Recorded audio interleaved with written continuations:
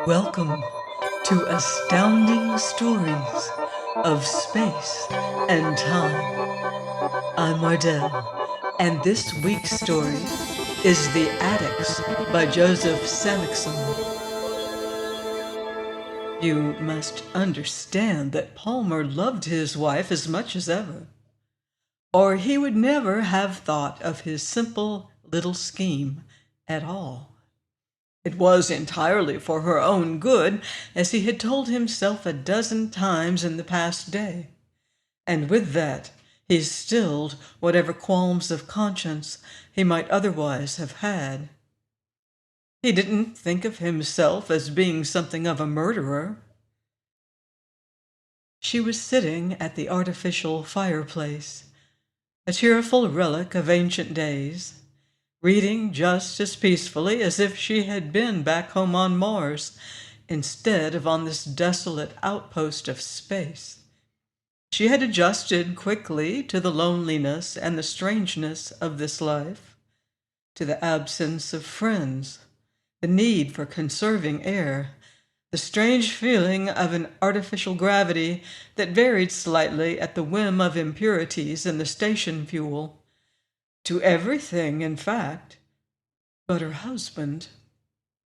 She seemed to sense his eyes on her, for she looked up and smiled. "Feeling all right, dear?" she asked. "Naturally. How about you?" "As well as can be expected." "Not very good, then." She didn't reply, and he thought, "She hates to admit it, but she really envies me. Well, I'll fix it so that she needn't any more." And he stared through the thick, transparent metal window at the beauty of the stars, their light undimmed by dust or atmosphere.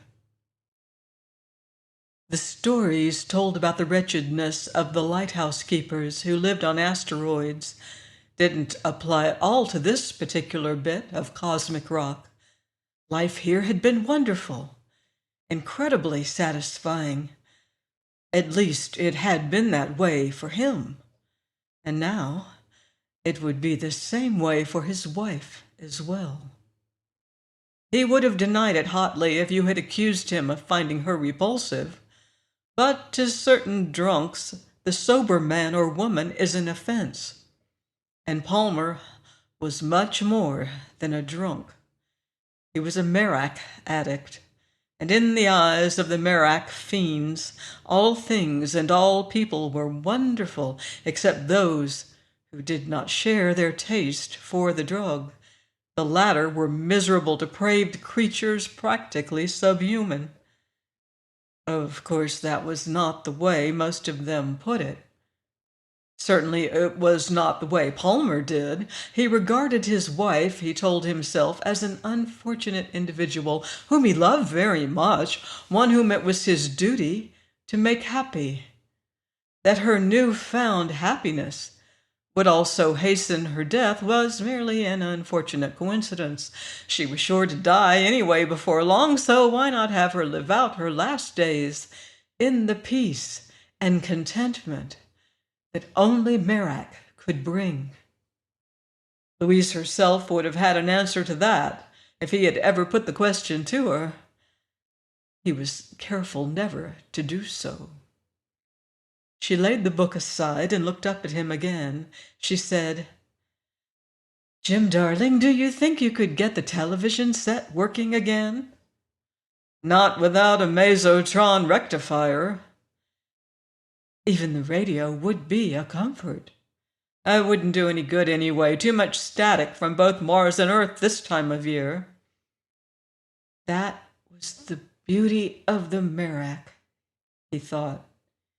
It changed his mood and left him calm and in full command of his faculties, able to handle any problem that came up.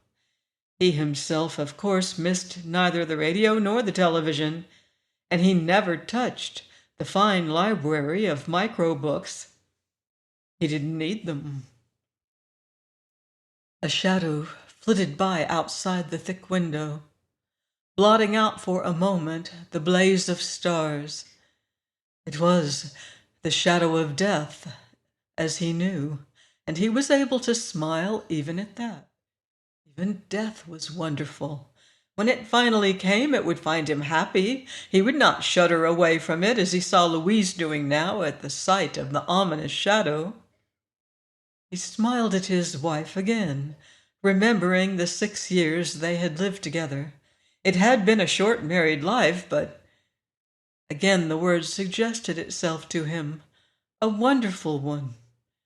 There had been only one quarrel of importance in the 2nd year, and after that they had got along perfectly.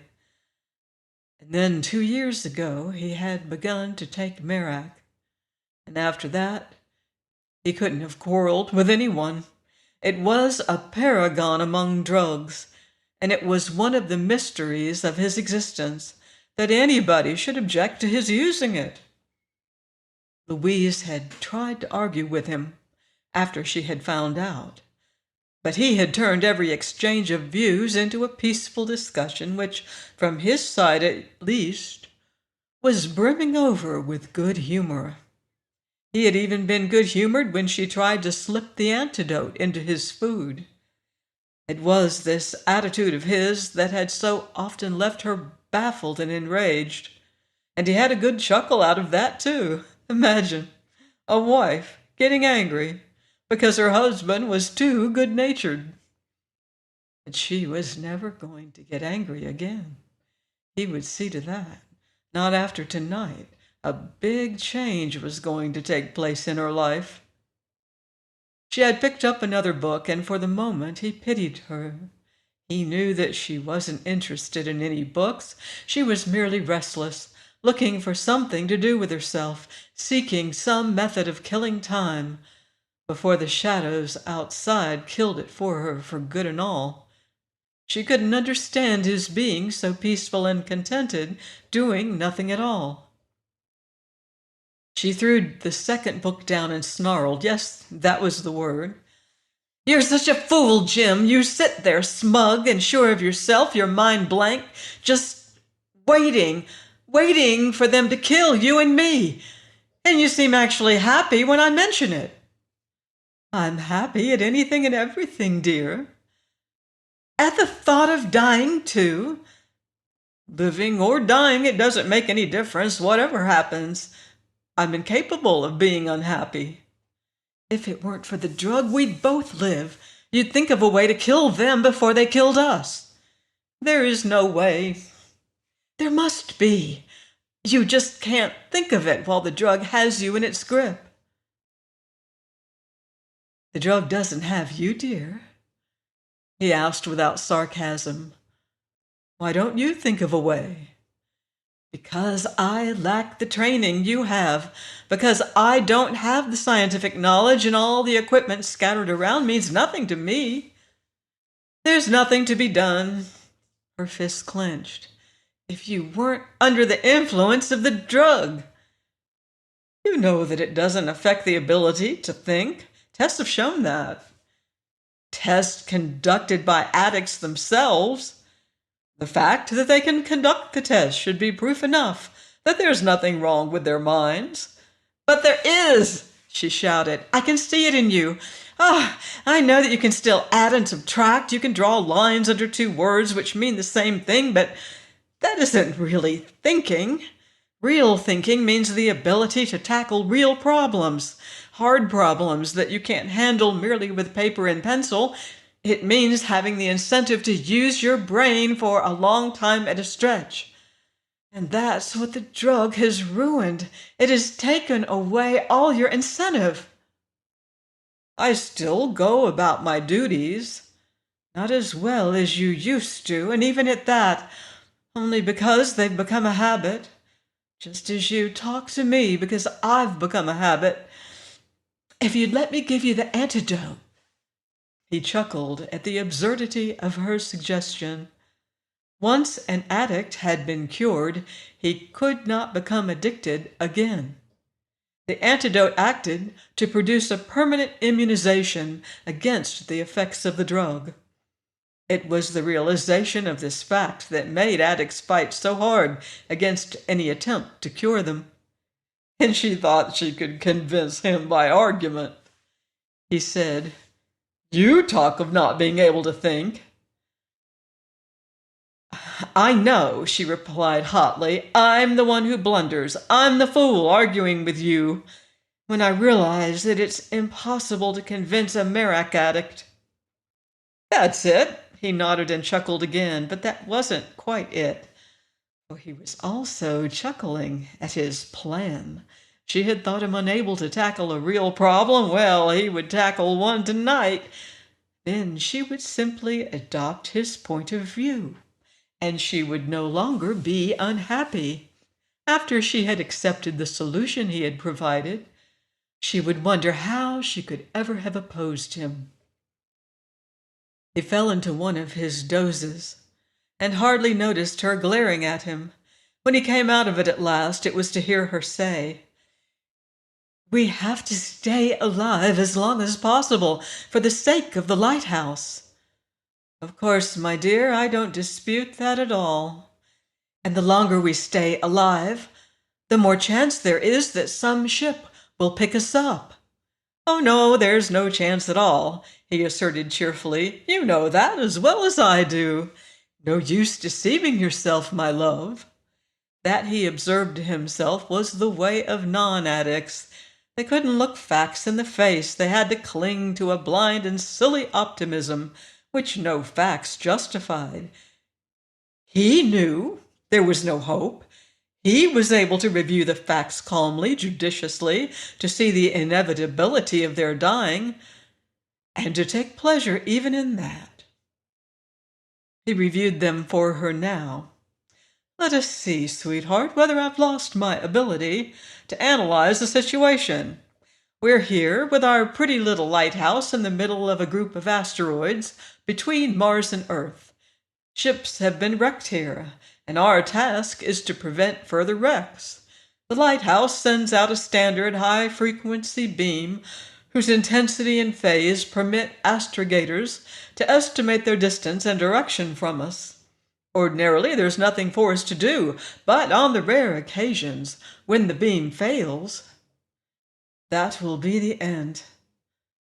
On those occasions," he continued, unruffled by her interruption, "I'm supposed to leave my cozy little shelter, so thoughtfully equipped with all the comforts of Earth or Mars, and make repairs as rapidly as possible.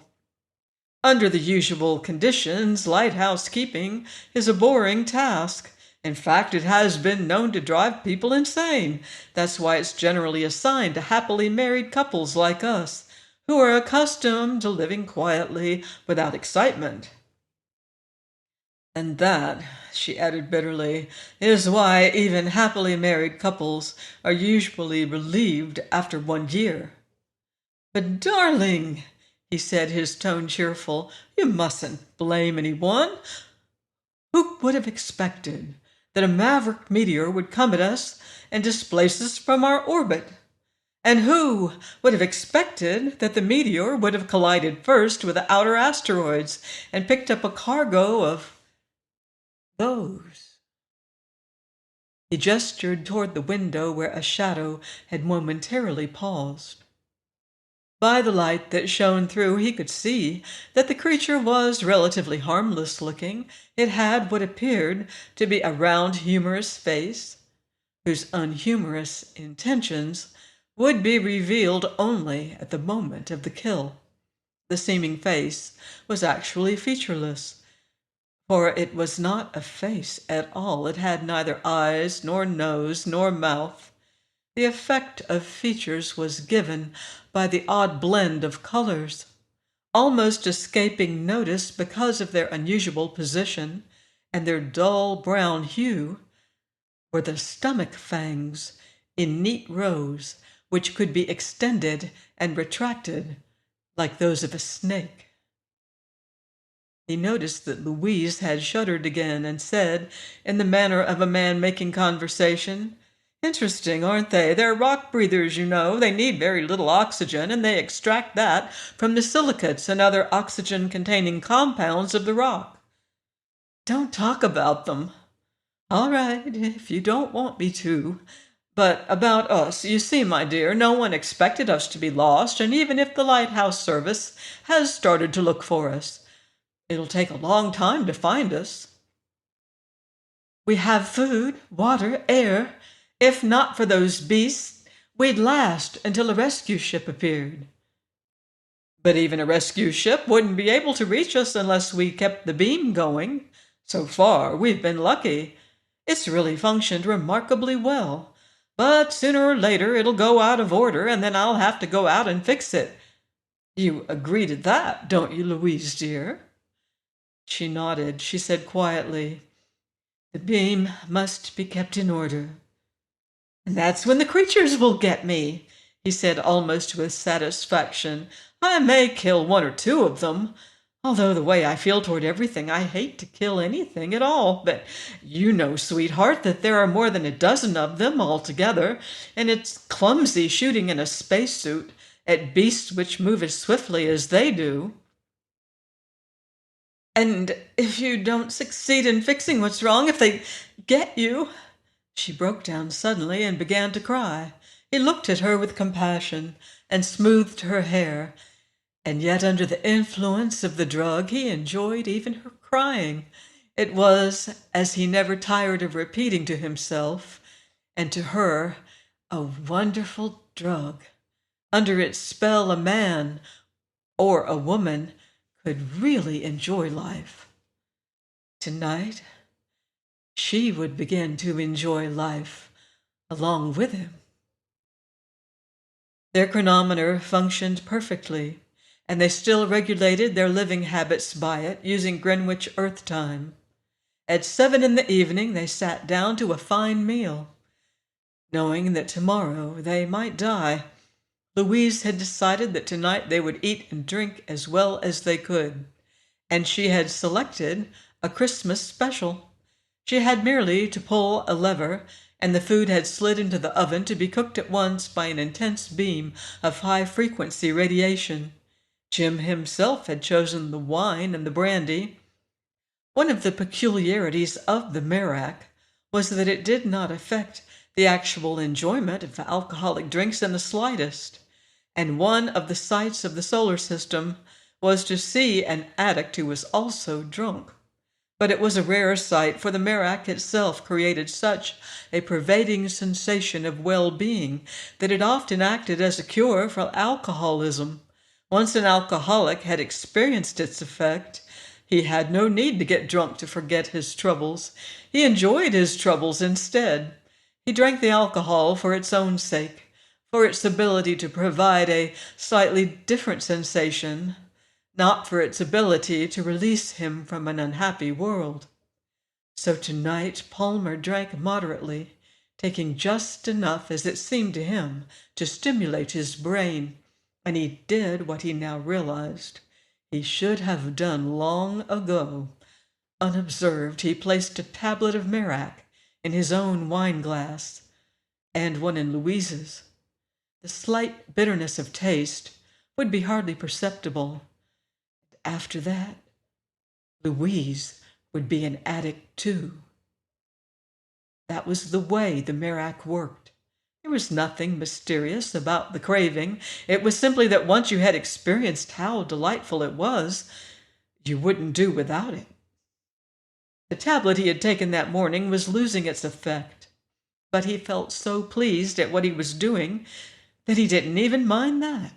For the next half hour, he would enjoy himself simply by looking at Louise and thinking that now at last they would be united again, no longer kept apart by her silly ideas about doing something to save themselves. And then the drug would take effect, and they would feel themselves lifted to the stars together, never to come down to this substitute for earth again until the beam failed, and they went out together to make the repairs, and the shadows closed in on them. He had made sure that Louise had her back to him when he dropped the tablet into her glass, and he saw that she suspected nothing. She drank her wine, he noticed, without even commenting on the taste. He felt a sudden impulse to kiss her. and somewhat to her surprise he did so. Then he sat down again and went on with the dinner. He waited. An hour later he knew that he had made her happy. She was laughing as she hadn't laughed for a long time. She laughed at the humorous things he said, at the flattering way he raised his glass to her, even at what she saw through the window. Sometimes it seemed to him that she was laughing at nothing at all. He tried to think of how he had reacted. The first time he had taken the drug, he hadn't been quite so aggressively cheerful, not quite so hysterical. But then the drug didn't have exactly the same effect on everyone. She wasn't as well balanced as he had been. The important thing was that she was happy. Curiously enough, he himself wasn't happy at all. It took about 5 seconds for the thought to become clear to him. 5 seconds in which he passed from dull amazement to an enraged and horrified comprehension. He sprang to his feet, overturning the table at which they still sat. And he saw that she wasn't surprised at all, that she still stared at him with a secret satisfaction. "You've cured me!" he cried. "You fed me the antidote!" And he began to curse. He remembered the other time she had tried it, the time when he had been on the alert and had easily detected the strange metallic taste of the stuff. He had spat it out, and under the influence of the drug from which she had hoped to save him, he had laughed at her. Now he was unable to laugh. He had been so intent on feeding the tablet to her that he had forgotten to guard himself, and he had been caught. He was normal now, her idea of being normal, and he would never again know the wonderful feeling the drug gave. He began to realize his situation on this horrible, lonely asteroid. He cast a glance at the window and at what must be waiting outside, and it was his turn to shudder. He noticed that she was still smiling. He said bitterly, "You're the addict now, and I'm cured." She stopped smiling and said quietly, "Jim, listen to me. You're wrong. Completely wrong. I didn't give you the antidote, and you didn't give me the drug. I put it in your wine glass myself." She shook her head. "That was a tablet I substituted for yours. It's an antivirus dose from our medicine chest. You took one of the same things. That's why you feel so depressed. You're not under the influence of the drug anymore." He took a deep breath. "But I'm not cured." "No, I knew that I wouldn't be able to slip you the antidote. The taste is too strong. Later you'll be able to start taking the drug again, that is, if you want to, after experiencing for a time what it is to be normal. But not now. You have to keep your head clear. You have to think of something to save us." "But there's nothing to think of," he shouted angrily. "I told you that the drug doesn't affect the intelligence." "I still don't believe you. If you'd only exert yourself, use your mind," he said savagely. "I'm not going to bother. Give me those Merrick tablets." She backed away from him. "I thought you might want them. I took no chances. I threw them out."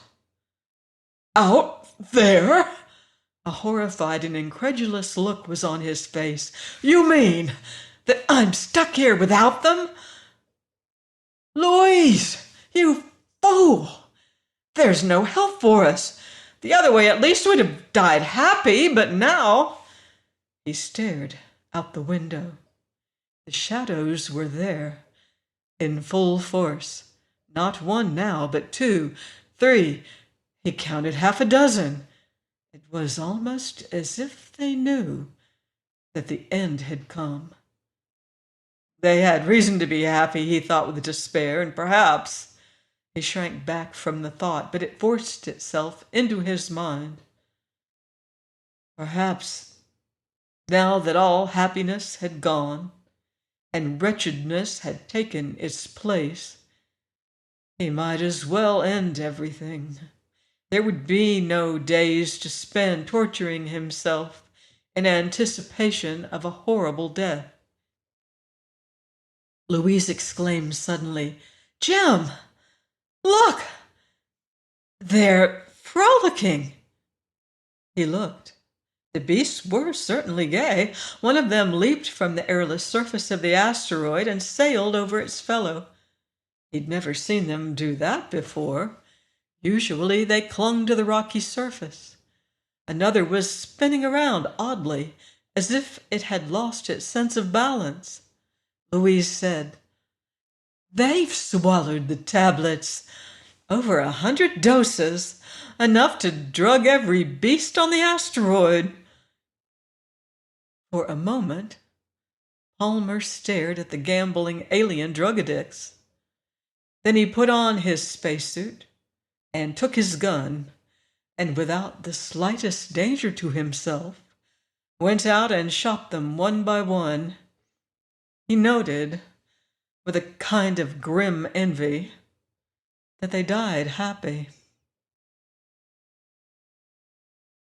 There are universes unknown and unexplored, planets and strange life forms waiting to be discovered.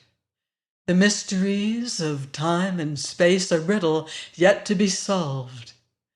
Join me here next week for another exciting adventure on Astounding Stories of Space and Time.